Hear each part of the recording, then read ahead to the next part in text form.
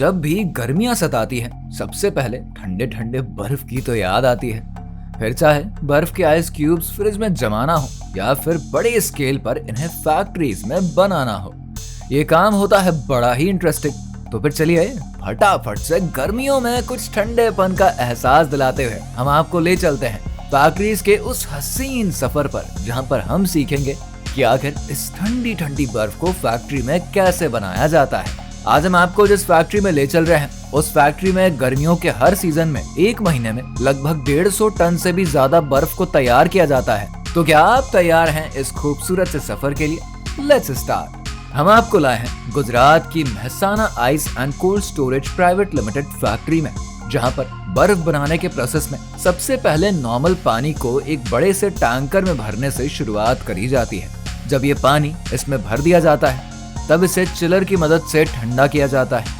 ये प्रोसेस इसलिए भी जरूरी होता है ताकि बर्फ को जल्दी से जमाया जा सके। इसे प्री कूलिंग प्रोसेस भी बोलते हैं। अब अगर कभी आपने अपने घर की फ्रिज को नोटिस किया हो तो आपने देखा होगा उसमें पीछे की तरफ कंप्रेसर चिलर लगा रहता है। ठीक ऐसे ही यहाँ पर भी एक कंप्रेसर चिलर लगा रहता है, लेकिन ये एक नहीं बल्कि 2 बड़े बड़े कंप्रेसर चिलर्स होते हैं। आप कह सकते हैं मेन काम यही करता है, क्योंकि पानी को बर्फ बनाने का काम तो यही करता है ना। अब अगले प्रोसेस में इस ठंडे पानी को बर्फ बनाने के सांचे में भरा जाता है। ये सांचे एक खास तरह की आकृति के होते हैं जिन्हें बड़े से टैंक में डुबाया जाता है। इन सांचों के नीचे नमक और ठंडा पानी बहता रहता है, जिसकी मदद से ये जल्दी से बर्फ बन जाते हैं। अब यहाँ तक धीरे धीरे बर्फ बनाने का प्रोसेस शुरू हो चुका होता है। ऐसे में इन्हें लकड़ी के ढक्कनों से ढक दिया जाता है और अगले दिन इन्हें खोलकर देखा जाता है, जहाँ पर अब आप देख सकते हैं कि कैसे यहाँ पर बर्फ बनकर तैयार हो चुकी है। और अब इस चेन नुमा मशीन की मदद से इन बर्फ के सांचों को बाहर निकाला जाता है, जहाँ पर इनका आगे का प्रोसेस शुरू कर दिया जाता है। वैसे अब आप जरूर सोच रहे होंगे कि बर्फ तो जम गई, भला अब आगे के प्रोसेस में क्या होने वाला है? तो दोस्तों बिल्कुल भी नहीं, असली जादू तो अभी होने वाला है, क्योंकि यहाँ पर कारीगर बिना किसी मशीन के इस्तेमाल के कैसे इसे सांचे से बाहर निकाल पाएगा, ये देखकर जरूर आपको काफी मजा आने वाला है।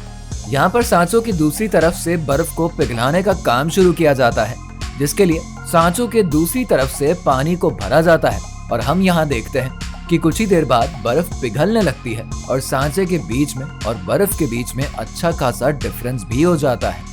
ऐसे में सांचे के साथ कुश्ती खेलते हुए उसे जमीन पर चित कर दिया जाता है। मेरा मतलब है कि उसे गिरा दिया जाता है, जिससे कि बड़ी आसानी से बर्फ लुढ़कती हुई सांचे से बाहर की तरफ आ जाती है। और अब आप यहाँ देख सकते हैं हमारे सामने कितना प्योर और वाइट बर्फ की सिल्ली निकाल कर नजर आ रही है। वैसे इस प्रोसेस को देखने में मजा तो आ रहा है एंड आई एम श्योर इसे करने में और भी मजा आ रहा होगा। ऐसे में अब बर्फ बनकर पूरी तरीके से हो चुकी है तैयार, जिसे अब साफ पानी से एक बार फिर से धो दिया जाता है और आगे जैसी जरूरत होती है उसके हिसाब से छोटे छोटे टुकड़ों में काट कर इंडस्ट्रियल यूज के लिए आगे भेज दिया जाता है, जहां से इन्हें अलग अलग अपनी जरूरत के हिसाब से खरीद लिया जाता है। इसी फैक्ट्री के दूसरी तरफ 3 अलग अलग कोल्ड स्टोरेज भी मौजूद है, जहां का टेम्परेचर लगभग 11 से लेकर -12 डिग्री सेल्सियस तक का होता है। टेम्परेचर को मेंटेन रखने के लिए और ठंडा एटमॉस्फेयर रखने के लिए कोल्ड स्टोरेज की दीवारों को भी बर्फ का ही बनाया जाता है।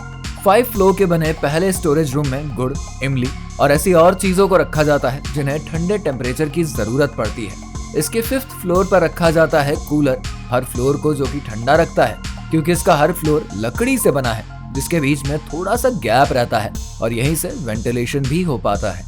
दूसरे कोल्ड स्टोरेज का टेम्परेचर -3 डिग्री सेल्सियस का होता है, जहां पर डेयरी प्रोडक्ट्स रखे जाते हैं, जबकि तीसरे कोल्ड स्टोरेज में -12 डिग्री का टेम्परेचर होता है, जहां पर डेयरी प्रोडक्ट्स के साथ साथ आम का रस, बटर और बाकी चीजों को स्टोर किया जाता है।